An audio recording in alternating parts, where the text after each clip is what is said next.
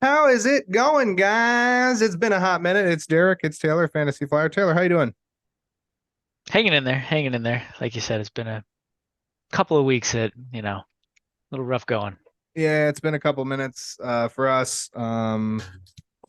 We missed you, so play a little Blink-182. Here we go. Just gonna miss you a little bit. But we're back. But we're right here. I'm not. Anyway, not gonna respond to Tom DeLong anymore. We will continue to move on. We are back after that. I have a new setup. I don't know if you've noticed. You probably have because it looks different. But I have a new this new sign right here, and there's the dragon still here, and it's all fun. I'm on a new computer desk. I got both my monitors. Things are going to change a lot in this room, but I'm done talking about myself. Start sits will be posted in a separate video later. I'm not sure if it's going to come out before or after this, but it is mostly edited. Lots of fun there. But for now, we are going to talk waiver rankings specifically for this week's games. I was going to include some for last night without even realizing it, like the Keaton Mitchell. Oh Hopefully you didn't. yeah. Hopefully you didn't play him because he didn't do very well, and that's okay because he's a young stash for maybe a couple weeks from now, and maybe not even next year.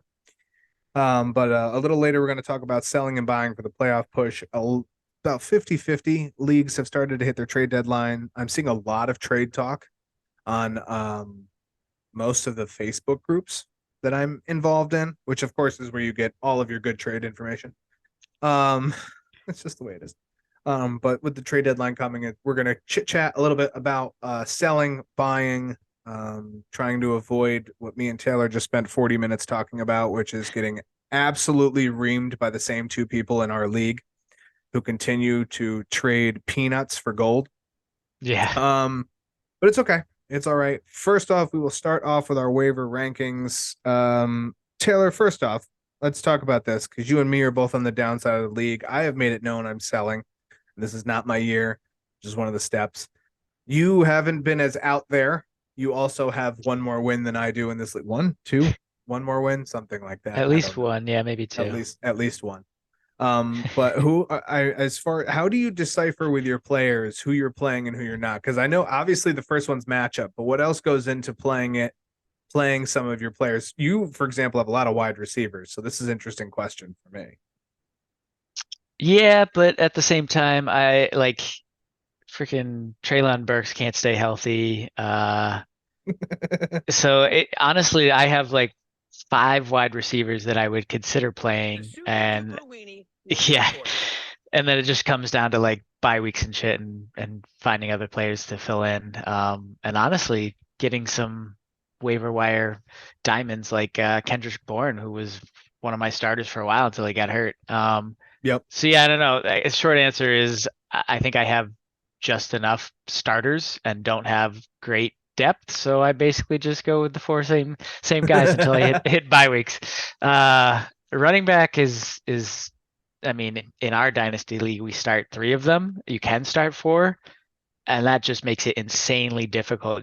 Like to have three starting running backs in our dynasty league is almost unheard of. You have to have like traded your dad and your mom to like get these guys. So it's honestly the toughest, in my opinion, aspect of our league is I Yeah. usually have two decent running backs and I'm trying to find that third one. And this season I actually lucked into Devon. Is it how does he like his last name said? A Chain? Devon A Chain instead of A I mean, Chan? did you? He's played 3 games. Well, yeah, I was gonna say I lucked into it and then he got hurt. So now it's like, well, here I am You again. Same old you story.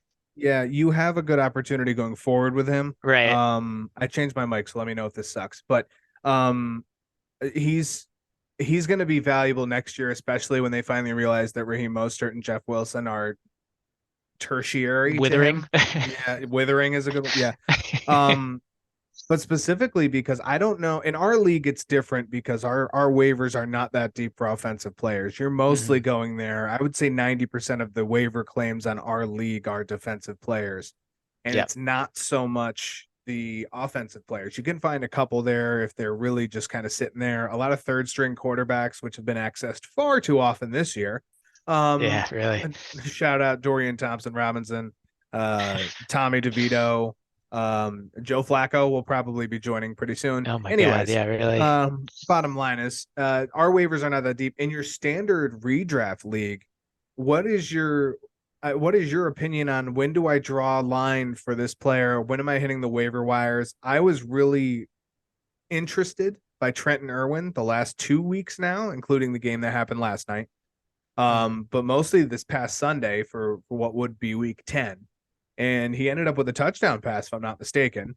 I hope I'm not imagining. I think it was this past weekend because T. Higgins has been out, and I said, that's Right. somebody who you can consider if Higgins is actually out. He was out, and then Irwin had like 4 catches for a bunch of yards or something. I don't know, and he had a touchdown, and 54 yards and a touchdown. Yeah. yeah, he did a fantastic job off the waivers, and that just seems to be a common player who you've seen. I was very 50-50 on attacking the waivers for Trenton Irwin or for Keaton Mitchell or for even Devin Singletary prior to his explosion this past Sunday. So that's a good another basis for my question is because for me it comes down to when I'm looking at these players and I see some of their defensive key matchups. Sometimes it's player, sometimes it's zone, sometimes it's just the fact they're going to get blown out. But I'm accessing these waiver wire pickups. Bye week is a great one, which you brought up. You said when I hit Mhm. buys, I got to do something, right? For a lot of these redraft leagues. If you have I don't go by much by fantasy projections from Sleeper, ESPN, Yahoo, wherever you may be holding your league. I don't go a lot by them, but you can see roughly first off, you can see what they have scored. And second off, you can see what kind of defensive matchup you're playing. A lot of them will tell you if That's a you big have one. a positive or a negative correlation. The other thing that I like to do is look at more recent trends. So, for example, the Miami Dolphins, do you know where they rank right now in terms of rush offense for the year? Rush offense. Rush offense, yards per game specifically. I mean, they got to be up there in the top three. I would say they're probably first. Second, Yeah. second. Second. Do you know what their last 3 games have brought them? 80 yards per game rushing. It is the sixth worst in the league. Damn. They have played some tough defenses, which again, I'm going to harp on. The Dolphins don't play good teams well. They don't play Mhm. up. They play above people who are below them, but they don't play up. So that's a perfect example right now is I'm going to look at this matchup against, for a Dolphins running back, coming up this week, and I'm gonna say Raheem Mostert. That's the greenest of green matchups because they're a great offense. But in reality, you're now looking at this in terms of is this going to continue comparatively? Spoiler alert, against the Raiders, I think he's going to have a good game. Not what I'm saying. But if he's playing somebody like the Chiefs, which he's already played, but the Bills, even the Jets that have the fourth best defense, I might be a little bit more hesitant. So Mhm. that leads us well into our waiver rankings. So these are kind of 3 players, sometimes 4, sometimes more in some of these examples that we will attempt to tell you in best detail as we can what our preferences are. So for number 1, I have 3 running backs who could be on your waiver wire right now. Number 1, Devin Singletary versus Arizona. Number 2, Tyson Chandler versus Denver this weekend. Or number 3, Tajay Spears versus Jaguars. Tajay Spears outsnapped Derrick Henry 38 snaps to 27 last week. Tyson Chandler is taking on Denver, who, in an opposite fashion to how I just described the Dolphins, Denver's rush defense is ranked very poorly. In the last 3 games, they've given up less than 90 yards. Madison out with a concussion. Tyson Chandler should be the one in Minnesota. Devin Singletary just came off his amazing game against the Bengals. Who are you picking up out of these 3? I'm a little biased because I already got Singletary, but I like Singletary. A, Pierce looks like or actually I think he's already been ruled out. He was ruled out today. Uh, yeah, Singletary had the good game last week, and the most I think in his career in terms of production or usage. Uh, Correct. I'm all over Singletary again. He's got a decent matchup again, and they I would assume they liked what they saw and they would continue to, because like the team as a whole has not been running well and they've been throwing the ball a lot, and defenses can scheme against that, and now having another option here only makes their team offensively better. He was involved in the pass game. Singletary himself. Arizona is 30th in points allowed to the running back. 14 total touchdowns, 1,107 rush yards. Singletary alone seeing 70% or more of snaps. I saw somebody pick up Mike Boone, who would be the backup to Singletary this week. Do not do that. Either of the other options I named are better than Mike Boone. So sorry. Interesting to note, Tajay Spears out snapping and out producing Derrick Henry last week.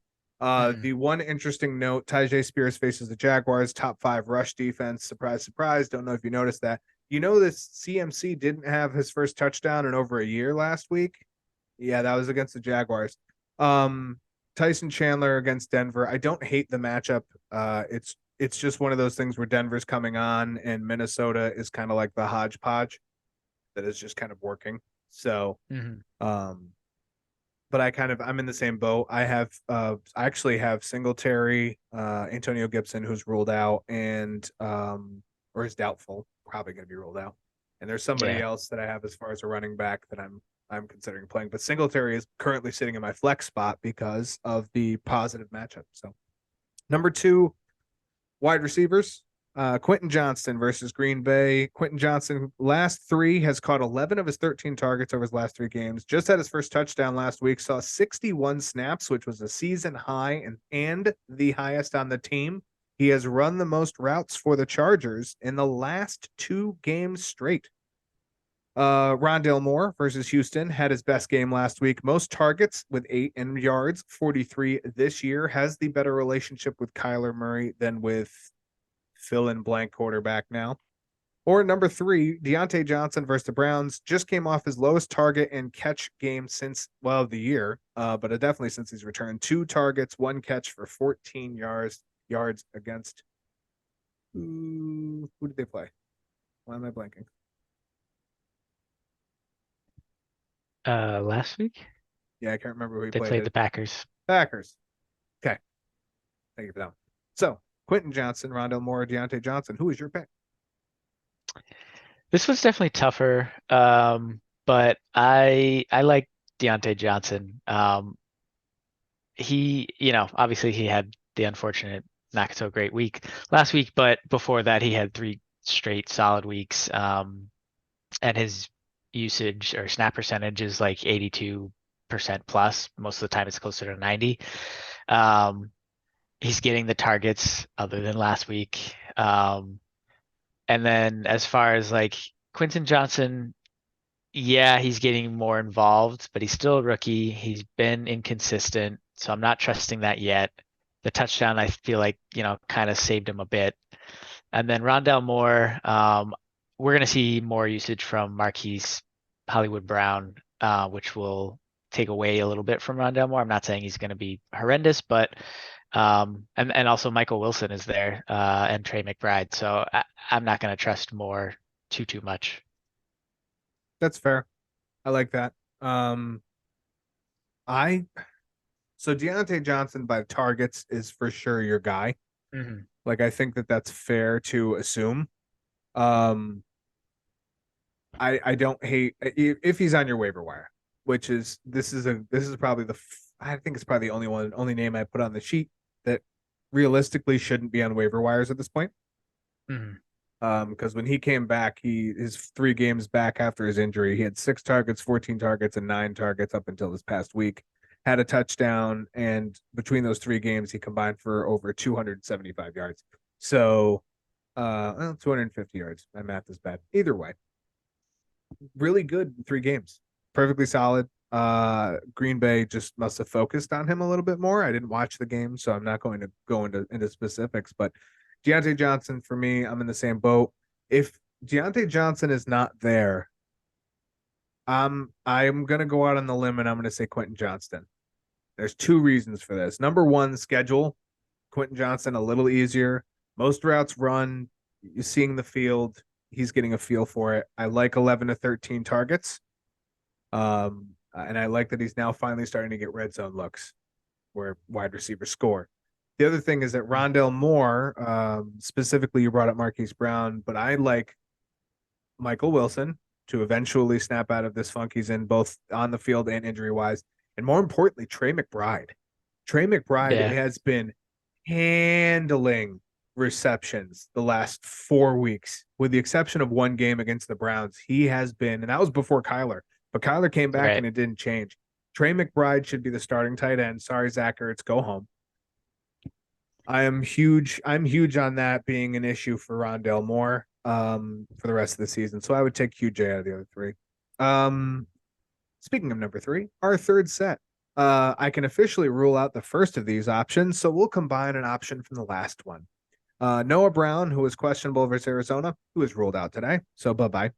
Um, Gabe Davis versus New York Jets had bad weeks, last 2 weeks, really. Didn't do really well. Potential rebound coming in. Does have a new offensive coordinator. Elijah Mhm. Moore versus the Steelers, who just caught his first touchdown of the season, has several games of 7 targets or more. I put PJ Walker in here. That's wrong. It's Dorian Thompson Robinson. Or let's do Rondale himself. So Rondale, Gabe Davis, or Elijah Moore. Very popular waiver wire options, I would imagine. I'll start off on this one. I'll tell you what, I'll ruin it right off the rip. I'm going Gabe Davis because of the quarterback Yeah, and because of what we just talked about. yeah, it's not ideal. Elijah Moore without good God, Deshaun. Uh, Even with Deshaun, wasn't great. I yeah, mean, he wasn't great either. Um, yeah, I was leaning toward Gabe Davis as well. If Noah Brown was playing, I would have probably said him. yep, I But agree. there again, Nico Collins is back, and so is Robert Woods. But I would say that Noah Brown has overtaken Woods, and he might be the third on the team. Yeah, But yeah, Woods. I Davis. don't even. Yeah, I'm with Davis there too. Noah is you have Noah and Nico Collins out this week. Nico's back. Is he back? I Yeah, thought they said he was out. he's been questionable, but he's that designation is no longer there, and he's been at No least injury. limited practicing. You are correct. Yeah. Okay. Well, I should have just put Nico in there, and we could have made still would have been Nico. But yeah, Gabe Davis for that one. The Jets defense is, I mean, they're holding teams from scoring. They're good in the red zone, essentially. That's what it boils down to. When the field shrinks, they take advantage of it. And Gabe Davis is unfortunately not so much a red zone guy. He's a deep threat guy. So Yeah, from 40 he's yards definitely out, boomer bust. and he's very boomer bust. But honestly, there a lot of these guys are like man or bust. So to number four, we'll go to the tight end position. Logan Thomas versus the Giants this week. He has seen 5, 6, and 8 targets respectively over his last 3 games. Michael Mayer versus the Dolphins, who's the only tight end to have a red zone target for Las Vegas last week. 0 wide receiver red zone targets last week. Michael Mayer got that one. For the third tight end, Luke Musgrave versus the Chargers. He averages 4 targets per game, has a deep ball threat. The Chargers have allowed 615 yards and 4 touchdowns to the tight end position this year. I believe Musgrave is averaging somewhere around 40 or 50 yards per game himself. Which would you choose? I think I'm leaning towards Musgrave. Um, but I will say that Mayer is probably just in terms of usage, like he's getting 90%, almost 90% snap share. So he's out there with Aiden O'Connell probably being more, I mean, they're running the ball a lot more and probably being more sort of close range passes. Yep. Um, I like Mayer a little bit there, but yeah, I'm probably gonna go Musgrave. I don't think that who's our third? Oh, Logan Thomas. I mean, he he obviously is the veteran out of the group here, but probably the worst matchup. Logan Thomas versus the Giants? Based on some of the numbers I'm looking at, yeah. Hmm. So Michael Mayer still has Aiden O'Connell. I'm not my tight end rankings. Aiden O'Connell is 23rd of 26 this week. So I just want to let you know that. Luke Musgrave versus the Chargers. Jordan Love is 19. So I just want to let you know that. You make quarterback Or ranking? I do. Yeah. Actually, do I still have it in my phone? I do. Let me make sure I have myself. Let me check myself. No, Love is 16. Excuse me. O'Connell's 22nd. Howell is fourth. Uh, the I mean, yeah, Giants. QB wise, I would rather have Howell.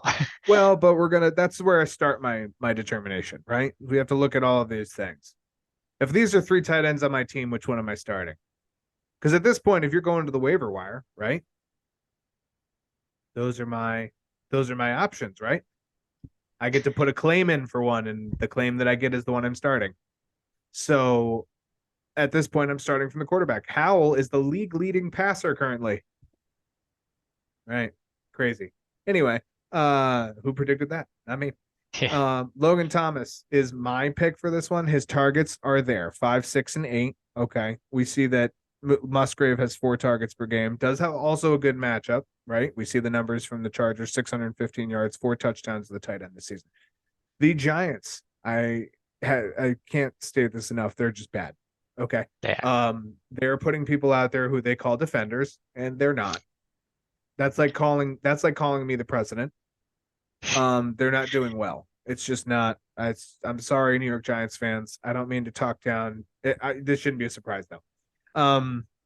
5, 6, and 8 targets for Logan Thomas is very nice. The Giants also just gave up a touchdown to Jake Ferguson in the Cowboys, who didn't even have. He had 7 targets, caught 4 of them, 26 yards and a touchdown, and that is on the side of giving up 300 receiving yards combined to Brandon Cooks and CeeDee Lamb. So you are looking now, you come against the league leading passer who has Terry McLaurin and Jahan Dotson, who has arguably a better running back there with Brian Robinson, who has been much more effective behind the front 7 than Tony Pollard has been this year. We saw Brian Robinson rip off a 51-yard touchdown pass or reception last week as well. So now the whole team is kind of moving in and of itself. The Commanders don't look all that bad. I would take Logan Thomas here myself. I think Michael Mayer is out just because of the defensive matchup. He's probably going to get a couple targets still. He's not like a horrible play. But I would take either of the other two, specifically Thomas, over them. Musgrave versus the Chargers. I don't hate that. It just comes down to trusting Jordan Love, which does not seem to be a thing I want to invest my fantasy roster in right now. I like Jaden Reed long term. I don't right now for anything else. Christian Watson is officially droppable in most league formats. I Yeah, don't see any really. reason to roster him for redraft leagues at all. So for me, it's Thomas. I can kind of understand the Luke Musgrave part from you though, because it's that would definitely be number 2. Yeah, just from a matchup kind of tipping the scales for me. And then the only other thing, I mean, Thomas, I think here, let me take a step back here. So yeah, the numbers I'm looking at for the Giants, like 35 yards per game given up to tight ends, only 2 touchdowns, maybe total to tight ends. Um, Checking right now. and but I haven't looked at what teams they've played. So like Thomas is, one of the better tight ends in the league. Um, and Howell is of those 3 quarterbacks just associated with those tight ends is the one I would rather have. So yeah, I can definitely get behind going after Thomas, even if it is up against a team that is decent numbers against tight ends. Yeah. You're right. 2 touchdowns total, only 400 yards. The tight end. Obviously, the Chargers are checks notes 27th in the league Yeah, against tight ends. Very bad. yeah, Um, but I gotta trust the quarterback a little bit more. that's fair. Um, Next one, Trey McBride versus Houston. Houston is 26th versus the tight ends, allowed 4 touchdowns all year, but over 500 yards in 9 games to the tight end position. Devin Singletary versus Arizona. 30th in points allowed to running backs, 14 touchdowns, 1,107 yards. I said this all before. Rashee Rice versus the Eagles, who are allowing the most fantasy points to wide receivers, have allowed 14 receiving touchdowns and over 1,800 yards this season, a total of 29 fantasy points per game to the position. The Eagles are allowing to wide receivers. Who are you taking? Even though I think at this point, I think Singletary would be the only one on some waiver wires. So we can almost call this a start sit, but this is actually a very tough one for me. For me, it's I'll, between Bride and Singletary, McBride and Singletary. Although Rice has, a very good matchup and is starting to really build a rapport with Mahomes and he's getting somewhere around like what, 10 fantasy points a game-ish. yeah, in the ballpark. Yeah. And so, yeah, I don't mind that. He's just, I don't know. I don't know that I trust him enough in terms of having a high ceiling. In terms of a ceiling, I'd rather have McBride or Singletary. I think I'm gonna lean McBride, but it's super close between him and Singletary for me. I'm gonna agree with you on the McBride.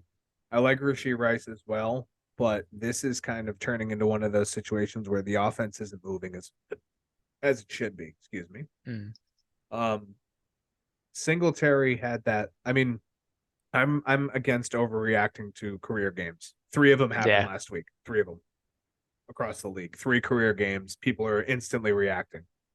If you go back another week, you got another 2, including CJ Stroud's, who yeah, he had a fantastic follow up to it. I won't say fantastic. He had a very very good follow up to it against the Bengals for 300 and some yards. Had a touchdown. Still almost lost the game.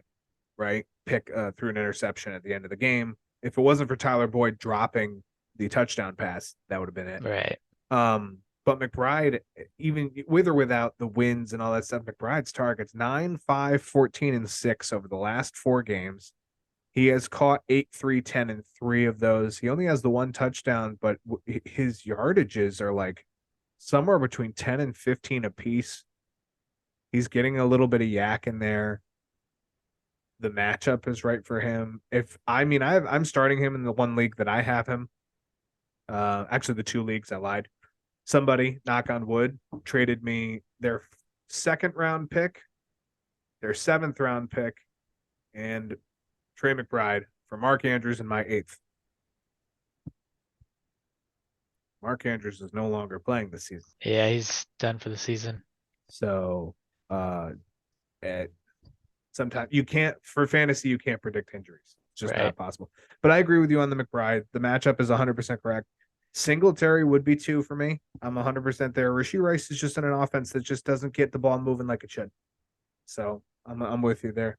Real quick, we're gonna pick one to flex. We'll go through some of the names that we just talked about, and even a couple that weren't there. Ty Chandler or Quentin Johnston. Who are you picking? Just say a name. Doesn't I have think to I'm be gonna great. go Chandler. I'm gonna go Johnston. Mayer or Singletary? Singletary. Singletary for me. McBride or Jake Ferguson? That one's McBride. tougher. I'd probably go McBride. I gotta go McBride.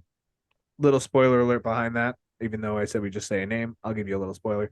Obviously, McBride getting all the targets is number 1. Number 2, Jake Ferguson is playing with the Cowboys. The Cowboys are playing the Panthers. The Panthers are a horrible rush defense. They play a lot of zone coverage in the Yeah. pass catching, and Dak is 24th in the league versus zone. Yeah. And He's I was first. actually just looking the Panthers matchup number wise pretty well against tight ends as well. Yeah. Well, yeah, and Dak's first in the league in completion percentage and first in the league versus man coverage. The last time I said Dak was first in the league in completion percentage, I was a wee lad. I didn't exist. It never I was happened. gonna, but Dak wasn't even in the league. Nico Collins or Josh Downs? I think this is Collins. I think we can both agree on that one. Yeah, Rondell Moore or Christian Watson?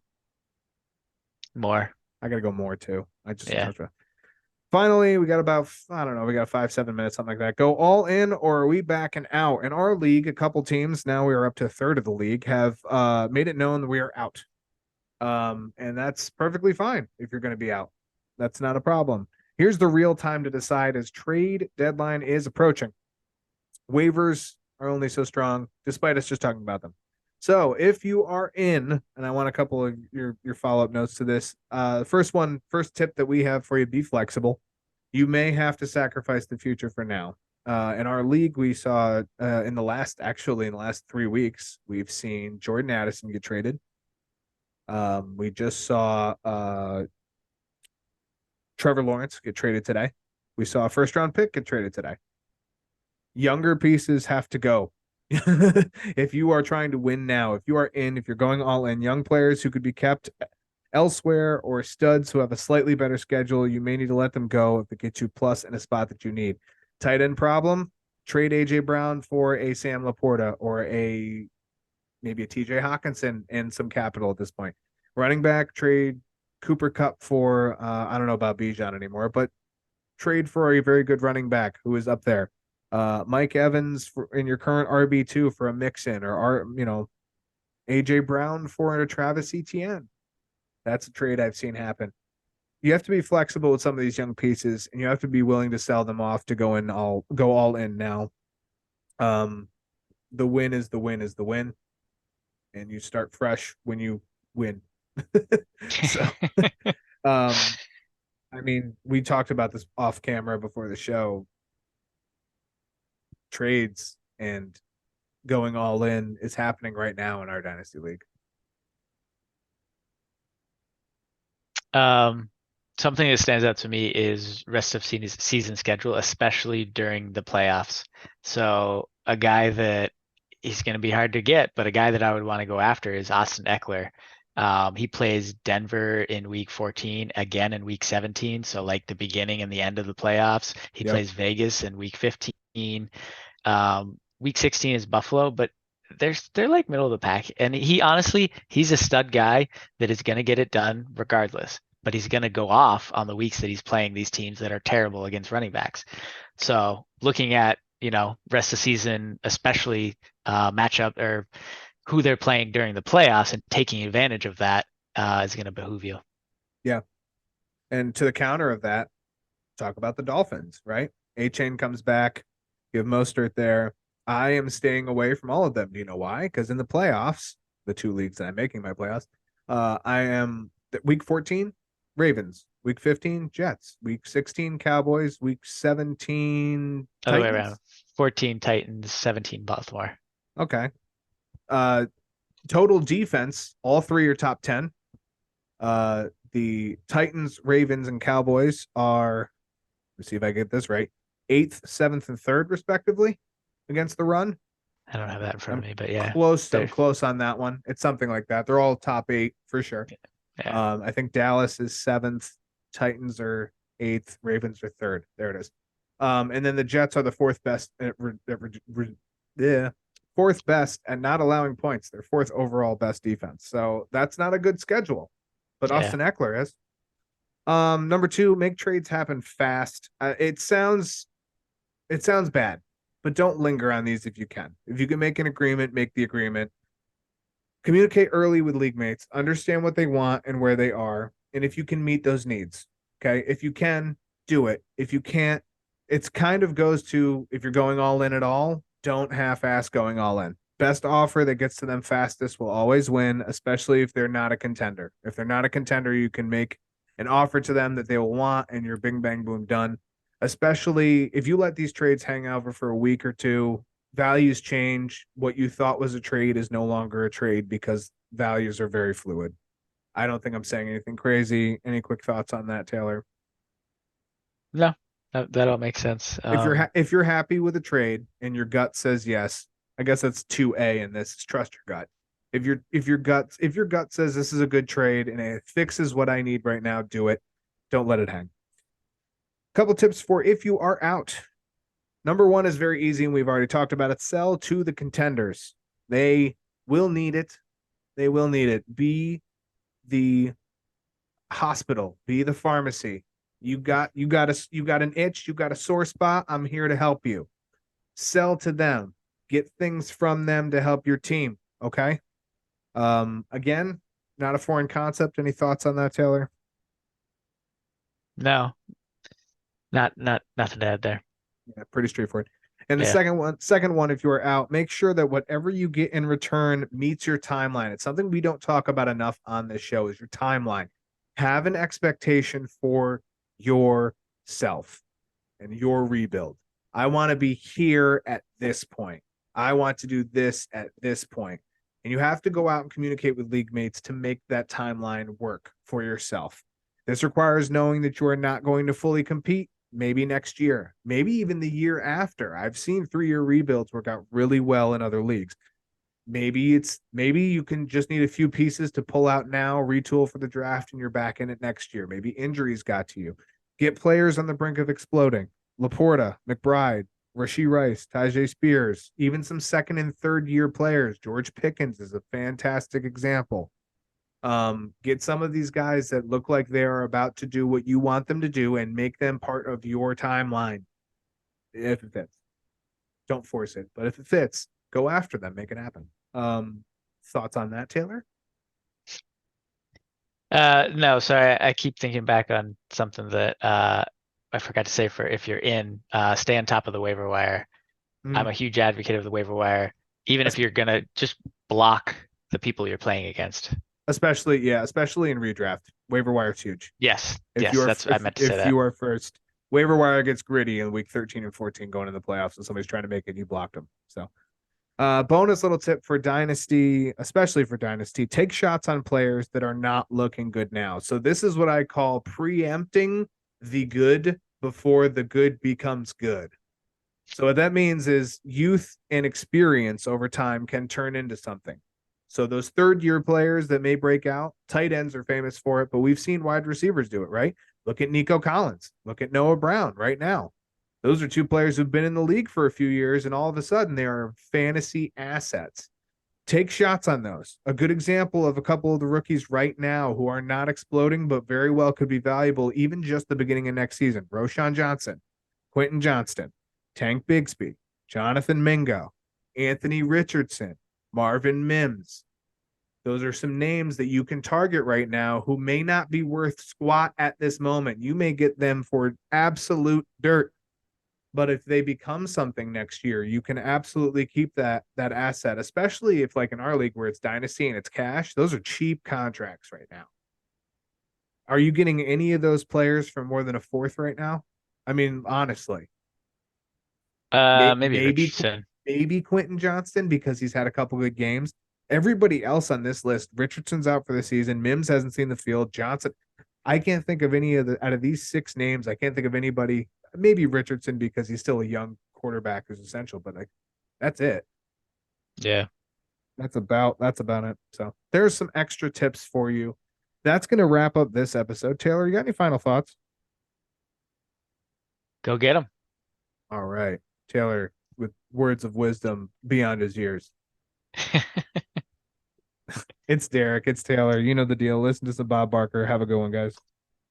Peace out. Bob Barker reminding you, help control the pet population. Have your pets spayed or neutered. Goodbye, everybody.